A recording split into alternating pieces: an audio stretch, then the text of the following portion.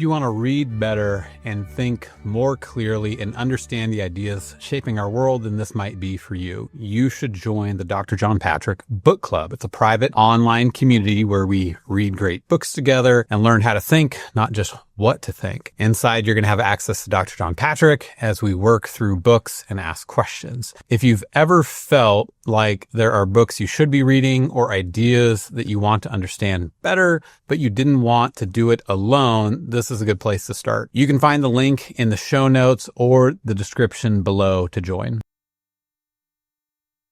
Hello, everyone. This is John Patrick, erstwhile Professor of Biochemistry and Pediatrics. Now retired, fading away into old age, recent memory disappearing, etc., etc. But cheerful. And for the present, you keep me going by nice comments, so I will continue. This week I'm going to do. I'm going to talk about the practice of medicine.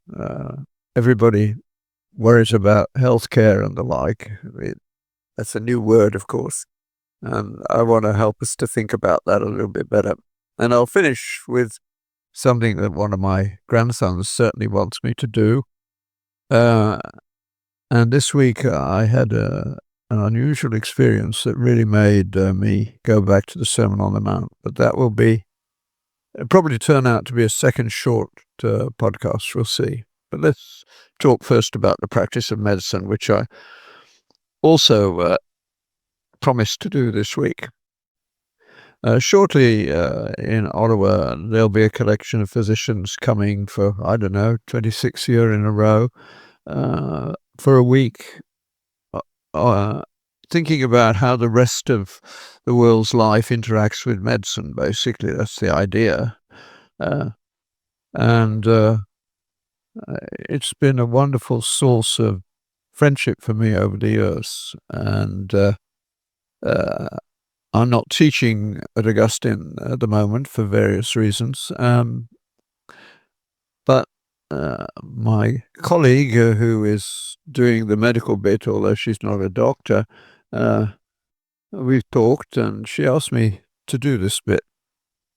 Medicine, nowadays, you talk to ordinary docs who've been through medical school in, let's say, the last 20 years, they will think of medicine as a science. And we saw that reach the level of absurdity that it did during COVID when Fauci said we follow the science, as though that was an answer to all questions. Of course, medicine is much older than science as we know it. I presume in all societies over time, there have been, as there are now, people who become convinced that taking tincture of rhubarb or whatever is your current fantasy over, I need more of this or less of the other, that's part of human nature. We all feel our health goes up and down, and we then happen to find a new food product and we feel better, so we neglect the rule of don't confuse correlation with causation, and we become ardent advocates of one supplement after another. It's a huge industry. But that's all very modern. But the idea behind it is not. There have always been people and still are in parts of the world that have no medical services, people who have handed down from generation to generation an interest in botany, although they wouldn't know that, in plants, and a recognition that animals appear to know that some plants are good for them and others not. John Ray, one of my great heroes in Christian scientist, not in the religious sense, but in the descriptive sense, his mother was a herbalist, so he learned his initial interest in plants from her. Later became really the first classifier of plants and animals, and his work was picked up by the man whose name we always associate with taxonomy, the Swedish guy whose name currently has disappeared from my head just at the wrong moment, but Many of you will know it immediately, but I don't have the option of you putting it up on the screen, but you can work it out. Anyway, he looked upon John Ray as his mentor. Excuse me. So that aspect has always existed. And quite clearly in Africa, the so-called natural healers are actually better at dealing with psychiatric diseases in Africans than we are. There's no question about that, because they bring more than merely their herbs with them. They bring an understanding of culture. So medicine goes way back to that. I think wherever human people have lived together in community, one of the big tasks is how you come to terms with our mortality and illness and how we deal with it. And we had little or no, we had no science for all those early years. The first turning point in medicine, from my perspective, was not about the move towards science. It was long before that.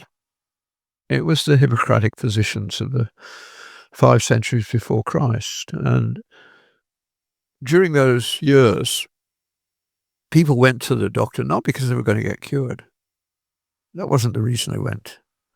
They went because they knew they were sick and they wanted to know what was going to happen. That still drives us to the doctor in most cases. My parents, between them, and excluding things related to my birth and my sister's, probably spent less than a week in a hospital in the whole of their lives. My father certainly only spent a day or two. They lived a faithful life, and they were Stoics in philosophical terms. And that was the norm for most working class people, because you couldn't afford doctors' fees anyway. That's why they appreciated the early attempts at socialized medicine very much. And I enjoyed working under the initial NHS. That didn't continue. And I hope by the end of this talk, you'll have some ideas about why that was so. So in those days, something that's happening again now was commonplace. When people come to the end of their lives, money changes hands. Possessions change hands. And there are always itchy fingers in the next generation waiting for the windfall. And on occasions, they would bribe physicians, because although they couldn't cure much, they knew how to kill you, just like the witch doctor in Africa. He's a good toxicologist, and he has some things that work, but he can certainly kill you. And ancient physicians would do that, and bribery was part of the process. That's inevitable. I can even say to a class of medical students today, there are people in your class whom already you know you wouldn't trust the care of a dog of yours to them, but let's imagine one of your less trustworthy colleagues a few years on is in a bar one night and having a drink, and a man sidles up to him and starts a chat and says, "You're looking after my Uncle George." That is corroborated. He says, "If Uncle George doesn't survive this illness, you might get a Mercedes. Would this untrustworthy member of your current student group say, okay, I can do that?" We know that doctors have done it over the years always. Mostly they were not found out. Some of them would even do it for Ford Taurus. No, you see where I'm getting at. Everybody knew there was a risk in going to the doctor that you might not come back alive. It was a long while, in fact, before going to the doctor correlated with living longer. 1860, that's a long while. But the Hippocratic physicians, they cared about patients, and they understood something that the modern world has almost forgotten, that trust has to be cultivated. It has to be looked after. We're not doing that at all. We think science will do that for us, which it won't. So they obviously talked about this a lot, and they decided that they would not have anything to do with this, and they wanted, therefore, to clean up the criteria by which they would allow people to become apprentices, to enter into their form of medicine. And one of the key things that they put in was, we will not kill patients, and we will make that known to everyone. People watched, they saw, they understood. And Hippocratic medicine thrived. There were 4 main principles to what they did, and we don't pay a great deal of attention to any of them these days. The first was that they said, we will not teach this art to anyone who has not taken this oath. So the Hippocratic oath begins with, I vow to Apollo, Hygiea, Asclepius, and all the gods and goddesses. Now, none of you would take that oath today, although Christians took it for centuries to honor the Hippocratic physicians, but the oath was only valid insofar as they took it to the God they believed in. And the belief had to be real. The ancient world believed in its gods.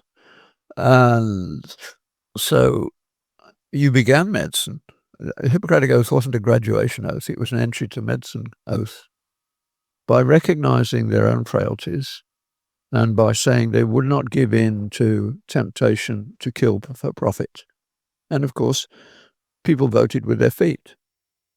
Over the next few centuries, Hippocratic medicine became dominant.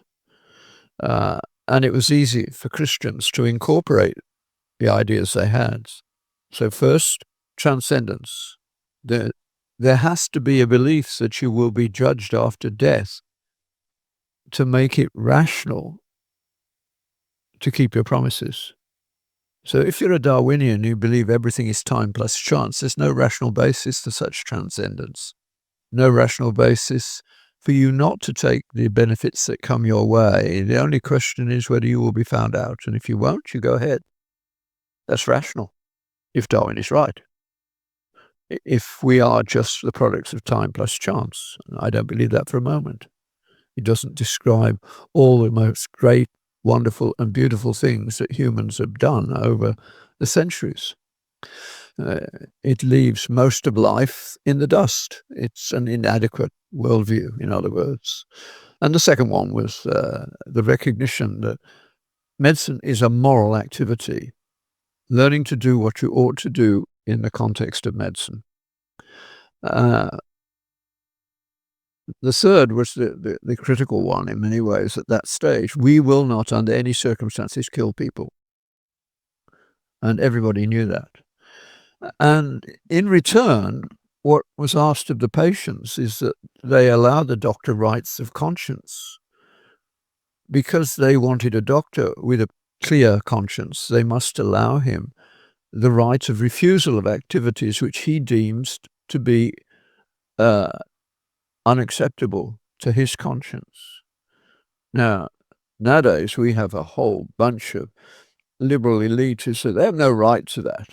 They have to do whatever the contract says.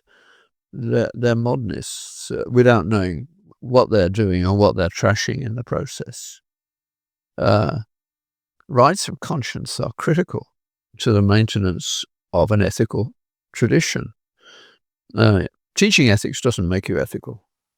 If you don't know already what is right and wrong, teaching you what has been called right and wrong over time only makes you an amateur ethicist. It doesn't mean that you're going to obey it because you have no rational reason to do so. So that was, those ideas survived all the way up. Really, they really took a beating in the late 19th and 20th century. Effectively, most of them are gone now. There's no transcendent required of patient, no commitment to transcendence, no commitment to the sanctity of life. We try to put rules in place of principles. There's a whole slew of things that flow from that, which I haven't got time to go into here, and certainly I'm not the best person to do it. The most recent of Oliver O'Donovan's books is probably the one you should read, which, if I remember correctly, the title is The Death of Ethics. He makes the point that ethics are discovered, they are not invented. You know that if you have children. Not fair, the first philosophical statement of most children, which they believe to be absolutely true, and they're right, is hardwired. It's not taught, it's caught. So, what happened to get us from that way of practicing medicine, which went up, as I said, until the 1860s and even beyond? I love Auden's account of the doctor he won when he died. He says, "Give me a Dr. Partridge, plump, short in the leg and broad in the rump, an endomorph of gentle hands, who did not make absurd demands that I abandon all my vices, nor pull long faces in a crisis, but with a twinkle in his eye. Well, tell me that. I have to die." Auden wanted that honest realism. I think most people do at the end of their lives. Trust. No culture can continue to flourish when it starts to trash trust. And trust in our society is diminishing at a vast rate. Yale University recently recognized there was a severe decline in trust in the incoming generations and in their parents. And they realized how important this was. And of course, it's not just Yale, it's universal. What basis to trust, we don't discuss. So, what happened? Well, we usually, in my view, try to look in the most recent past. We should look over a longer term. I would start with Lewis's wonderful description where he says, and I found it to my, or in one way that I put together two quotations in one, but they are both Lewis, but they're not in the same place. And I thought they were. But it goes with his thought. He says, "For the wise men of old, the cardinal problem of human life is how to conform one's soul to objective reality." That's what morality is. He says, "For the modern man, the cardinal problem of human life is how to conform reality to our desires. Now there's no transcendence. Everything is what I feel I want, and it's your job to give, because that's the relationship they want to have in medicine, like everywhere else, where you basically go to somebody, you sign a contract, and that's it." But that's a grave reduction in understanding the world. And Lewis saw what had happened. And he took it all the way back to the end of the Middle Ages, where it started to fall apart. So what happened? How did it happen? Now, some of you can tune out for a bit, because I say this again and again when I'm traveling, because so many people have not even thought about it. I didn't myself for a long while, so I can hardly complain about them.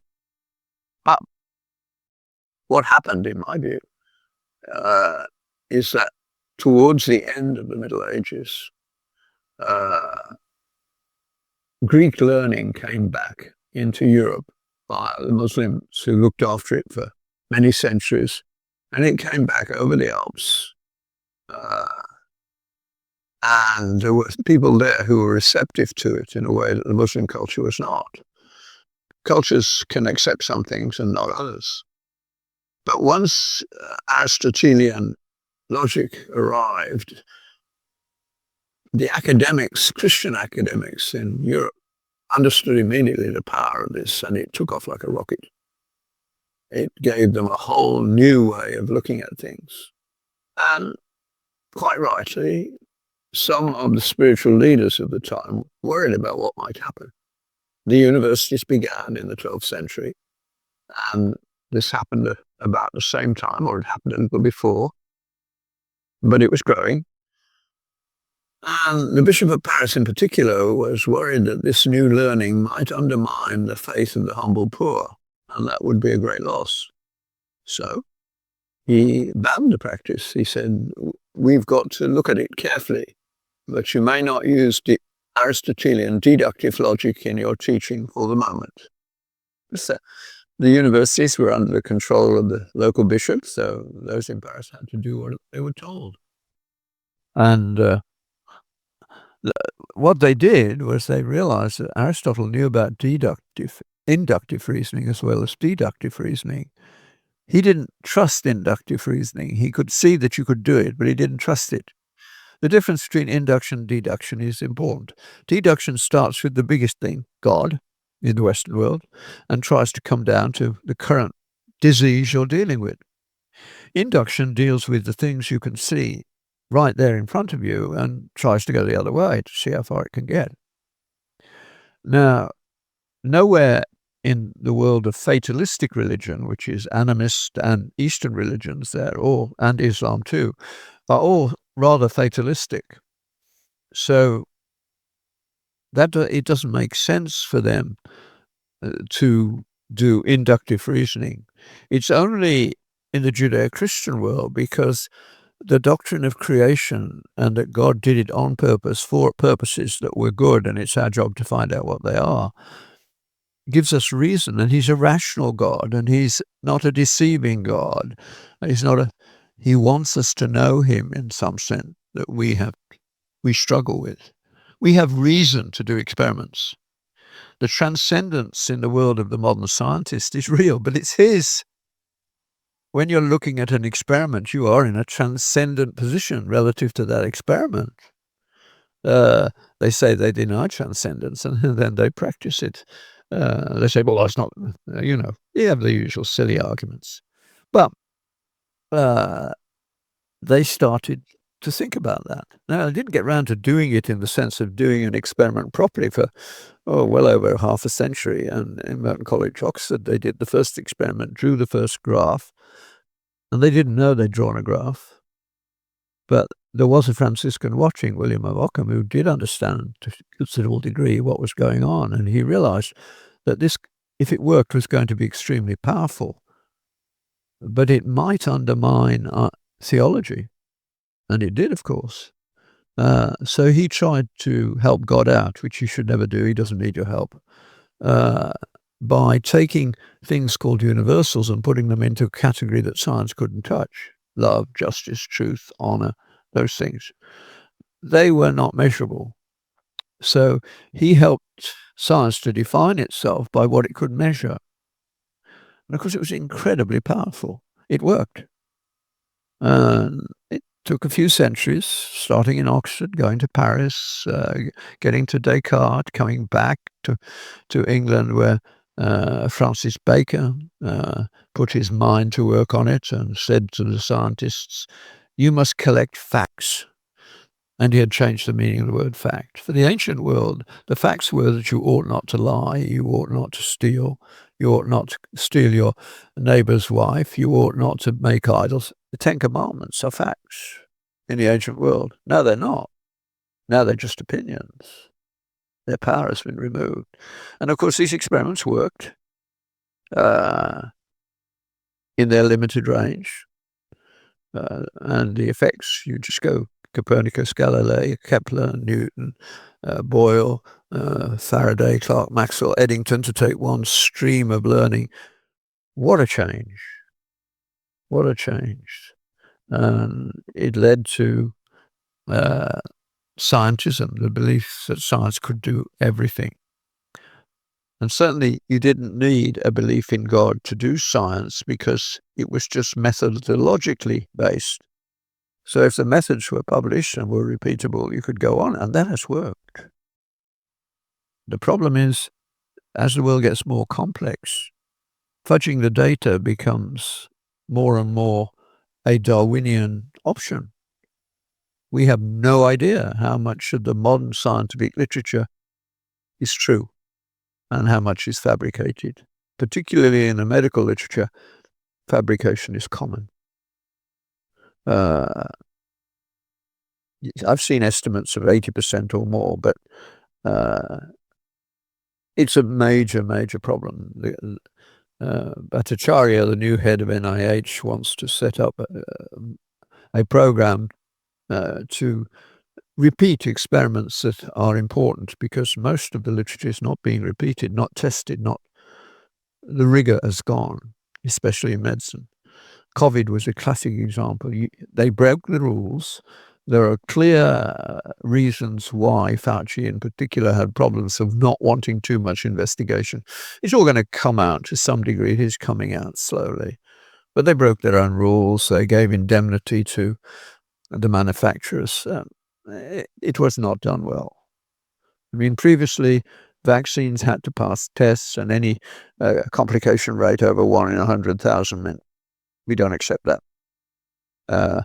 The one at that edge is the whooping cough vaccine, which works, but more than 1 in 100,000 gets serious problems. For COVID, it appears that was higher, but the numbers are still hard to come by. They will come out slowly. I must have a look at the time. As you can see, I'm getting blind as well.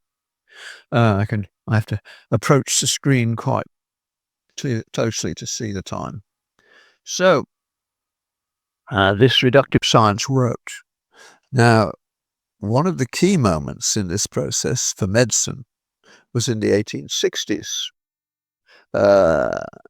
John Snow, not the English fast bowler, but the physician of the 1860s,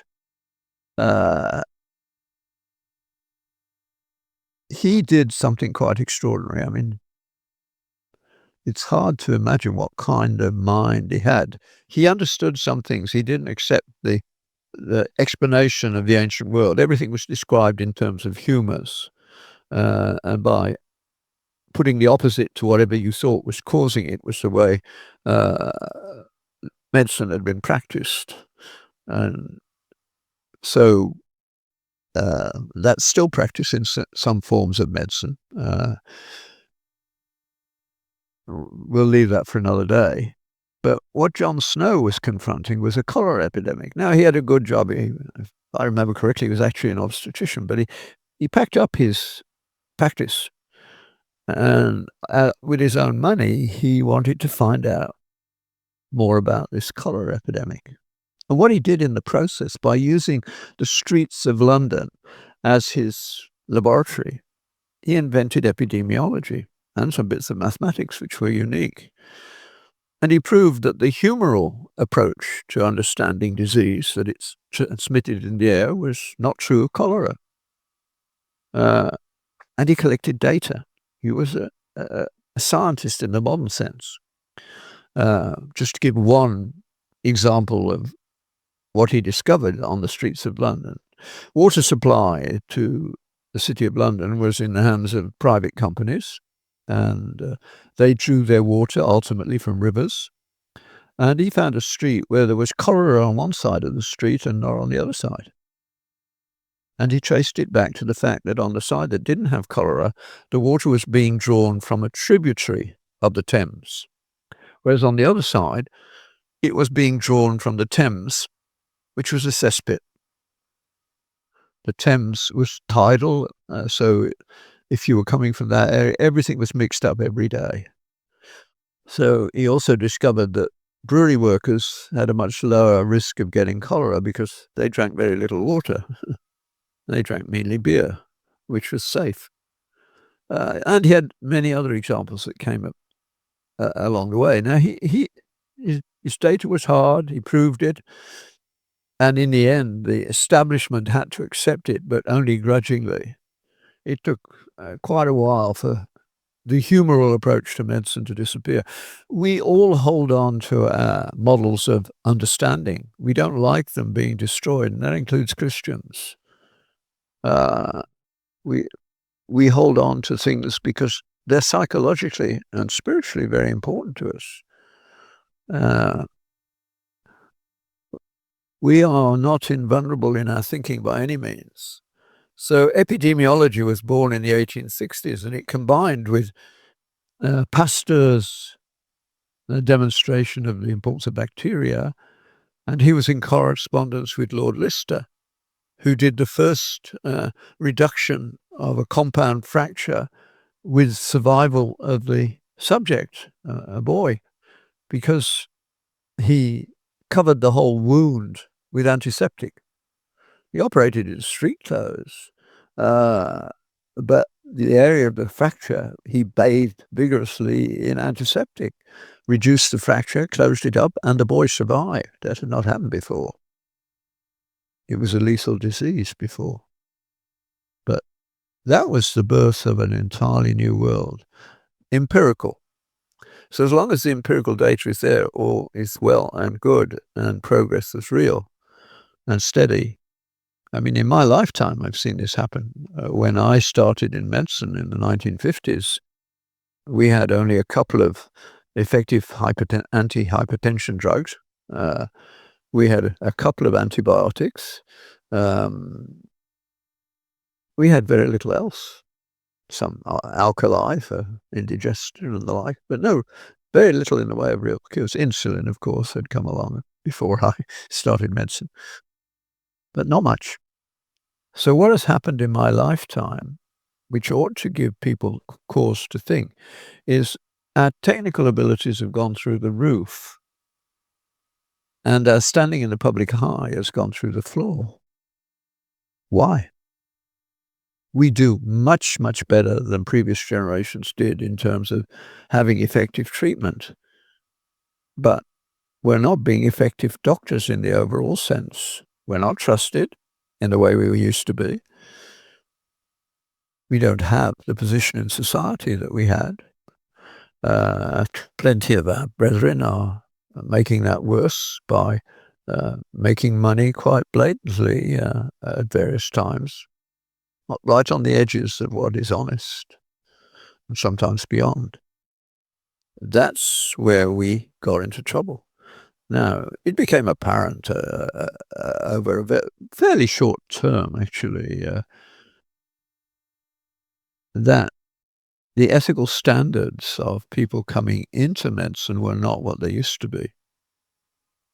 See, we didn't think about it in the past because for all those hundreds of years, we had lived primarily by the biblical injunctions. The Ten Commandments were facts until Francis Bacon changed the meaning of the word fact. But that didn't change the fact that there are moral values. Values is not a word I like to use because it's a Nietzschean word. It implies, choice. No, there are moral truths would be a better way. And we're in denial of that, and hopefully we will return to see that we were wrong about that. The removal of the Bible from the school curriculum in North America in the 1960s has decimated the lives of the young. They have no big dimensions to their lives. All the big questions: where did I come from? Why am I here? Where am I going? How do I handle death and suffering and injustice? How do I know that I know anything? What can I know so that I may know what I ought to believe, so that I may know what I ought to do? Those questions go back to the beginning of writing. Nowadays, the students have never heard of them in most cases. And church doesn't teach them either. We're very slow to adapt to the problems that we're facing. So, faith has been undermined. Now we believe that atheism is true, or at least a lot of people do. Now, I think we passed the peak on that. I think that peak happened around the time I went to medical school, where the whole of the faculty were basically bent the knee to Darwin. Everything was time plus chance. Evolution would solve all our problems. I think E.O. Wilson was the end of that line, especially when people with good minds started to take him down. If you need to understand more of that, read Wendell Berry's little book, beautiful little book called Life is a Miracle as a starting point. It's only 150 pages or so. We talked about it in my book club a few months ago. That will help you to understand where we got to. We should not be without hope, but we may have to do things that are not going to be easy. Professionalism is not the same as ethics. Professionalism is just a way of protecting yourself as far as I'm concerned. because it has to locate itself within a Darwinian framework, which is morally relativistic. I'll have to leave it at that for the moment. So, what's happening? Well, you can see particularly what's happening to those who refuse to move in the direction of killing patients. People are losing their jobs. The government of British Columbia took down a privately funded palliative care setup. They wouldn't allow it to operate. They had to do euthanasia. My goodness, what on earth is happening to politicians who think they have the right to say that you have to kill patients just because some economist tells them that it will save money? And in theory, it probably will, because we spend a lot of money in the last bit of our lives. But if you coerce people into agreeing to the death of their nearest and dearest in an unnatural way, the psychiatric damage will be immense. I mean, you've already had non-Christian psychiatrists like David Ferguson in New Zealand say, I have to acknowledge that far too much of the depression I see in women today dates back to an abortion they continuously regret. He's an honest man. He was cancelled for saying that, as have others been. We may have to be cancelled. I mean, it's easy for me to say it. I'm at the other end of life. But we know that faith, properly practiced, i.e. in church regularly, that will defend you against a great number of problems, because a large proportion of people coming to see the doctor today and accounting for the blockages and the waiting lists is not about medicine at all. It's about lives that have got out of kilter because they have no religious base. Let's be honest about it. What you believe determines what you can understand. And if the world is ultimately meaningless and you feel bad, why not just bail out, initially with drugs and before too long, suicide? Suicide in medicine has always been high, but suicide as a whole is a major problem. And we have no idea how many of the thousands of people who are killed by fentanyl are actually killed on purpose, not by accident, so to speak. That's where we are. I think it will be necessary for medicine to go back to its base in the population, and particularly in the church population, because medicine has all its roots in the church. And we know that membership in a church, serious membership in a church, will improve your risks of getting depression and the like. They all go down. Faith is good for your health, and we need to say that. Now, some in the States, where there's still a bit more liberty than there is in Canada, are bailing out of the healthcare system and doing medicine from within the church. Now, they're taking on a population who has fewer health problems, but they can get round the bureaucratic logjam, and they're working. I've already gone on too long on this. Oh yes, to do the last bit. So the church should start. I think the first thing every church needs is a power of attorney for end-of-life decisions, so that your family can hand over the difficulties to people who they trust and who share their belief system, and they can grieve with those that are dying and not deal at all with the pressures to accept MAID or euthanasia. I think that's the first thing that should be done. And I think once you've started to realize that nobody over the age of 65 should go to the doctor alone, they always need somebody with them, and they go in for the interview, they don't leave them outside. That would be step one. And then start looking at the things that can be done within the church by those with some medical training or nursing training to relieve the need to go to sit in the emergency for hours on end. We can do that, but there will be pushback. We have to think about how we're going to deal with it. Church-based medicine was where it started, and now that a good percentage of people coming to clog up our emerge rooms and our family practice waiting rooms are actually coming for spiritual help, not medical help. They have behaved badly, they know it, and that's what they need. So I know of a few doctors who have found a way to say to those patients, look, you need to talk to somebody who has the time and the expertise to help you understand your spiritual problem. Would you like to meet someone like that in my office? And of course they would, because the church is often a gossip platform. But once you do that, people start queuing up. That's where we're at. We shouldn't be entirely without hope, because good men and women in the past withdrew from shoring up the Roman Imperium into forming communities within which they could keep the civilities and virtues alive, to quote MacIntyre. Now, to the young lady whom I've never met, who does all the work of tidying these things up, there's a little tailpiece.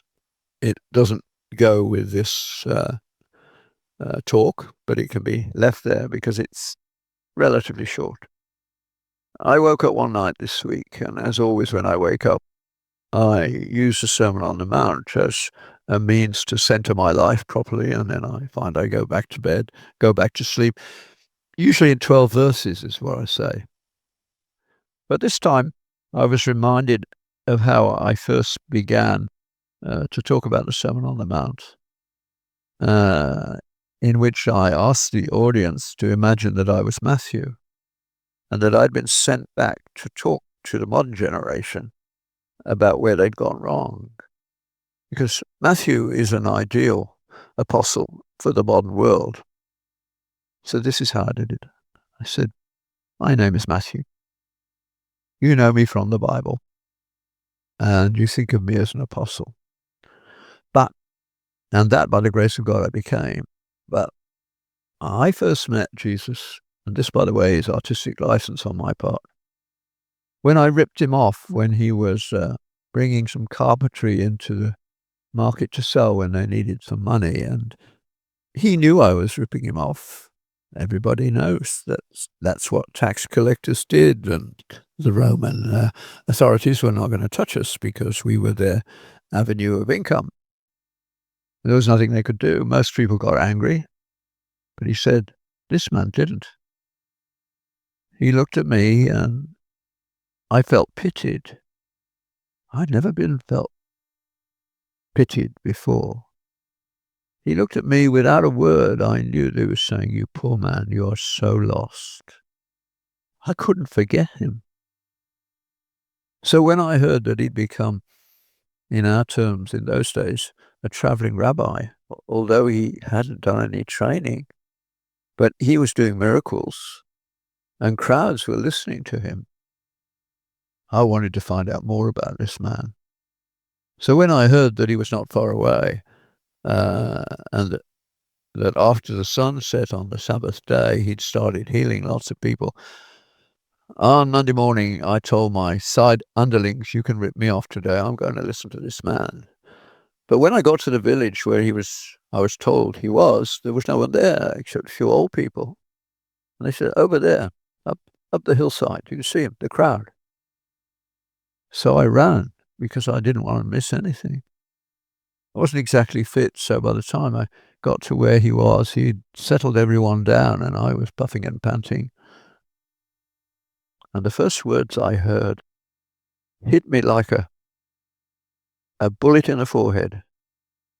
He said, blessed, blessed are the poor in spirit, for theirs is the kingdom of heaven.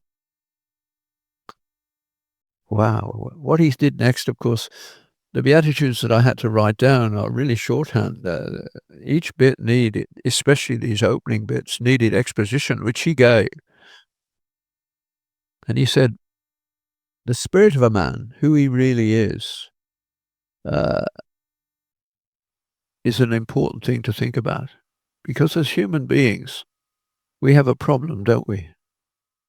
None of us is proud of what goes on in our minds, that we accept in many cases.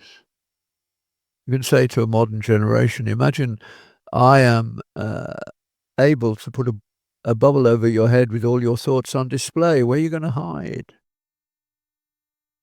At the heart of a man's spirit, if he's honest, is that he knows that he's a sinner. Because he knows what good and evil are. We all do. It's not something we've invented. It's not a human invention. It's a human condition. Animals don't have it. They have instincts. We're the only animal that thinks about ought. There are no oughts in the animal world. And increasingly in the minds of young people, there are no oughts because they've been reduced to animals. That's why it's called reductionism, pretending that measurable facts as all we need is a reduction of human beings. It takes away all great art, all great music, all great literature. They don't bother about that because they don't actually express it that way, but that's what comes in the package. So I knew he was talking about me. I was wealthy compared to the people around me. But I was already learning that money didn't produce the kinds of friends I wanted. Sure, if I gave a party, people would come for the food and the wine, but they didn't come for me. I was hated, and justly so, because I was a parasite on my own people. I was devastated. I don't know what on earth was going on in my mind with this little bit of honesty. Jesus said, "You're already blessed just by saying that and seeing that." What? Because I know that once you are that honest to acknowledge your problem, I know what's going to happen to you. You don't know it yet, but you've already entered upon a path that leads straight into the kingdom of heaven. Over the next years, I learned how true that was. What an astonishing way to start. He knew. He didn't need to be told what was in a man's heart. He knew. And he addressed it. And he said, "I come to bring you peace, to set you free with a perfect freedom." You don't begin to understand that yet, but you will get there. All that's required to start is to accept the truth about yourself. And that will be hard to take, but be comforted. It's the beginning of a good path, not a bad one. I had the sense this week of watching that in a deeper sense than I think I've ever felt before. I actually teared up as I was thinking this. So over the next, it's going to take a while, over the next little while, I'll do a verse or two of the Sermon on the Mount as I'm Matthew. So next week, we'll talk about the next bit of this journey, which involves being very discomforted. So go in peace as far as you are able. And think about Matthew. He's a model for us, isn't he? We are so obsessed with money and our own desires, and we've lost a sense of objective moral truth, which is the only way to peace of mind. God bless you all.